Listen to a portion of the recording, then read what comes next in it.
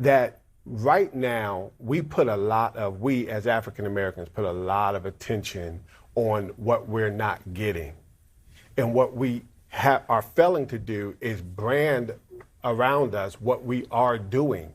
And so since 1940, for instance, black home ownership growth has grown by over 100%, 60% faster than white home ownership. Our wealth growth is outpacing white wealth growth by 4 times.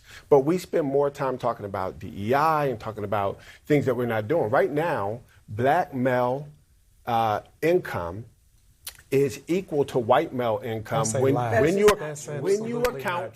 account for. That's not true. Okay, not true. let me finish. When you account for region, industry, and experience, it absolutely does. They make 2 cents more per dollar.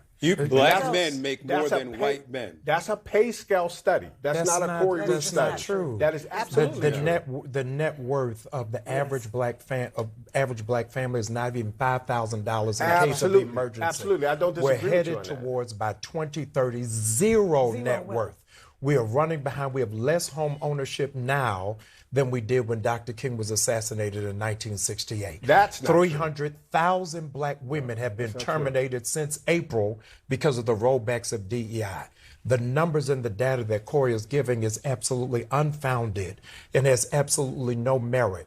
Black people are dealing with poverty in an abject way, and we're going to see it more pronouncedly when the big ugly bill goes into full effect. No, black poverty has dropped. In 1968, 60% of blacks were at or below the poverty line. Today, that's less than 17%. That is the fastest reduction in poverty in human history, behind only China.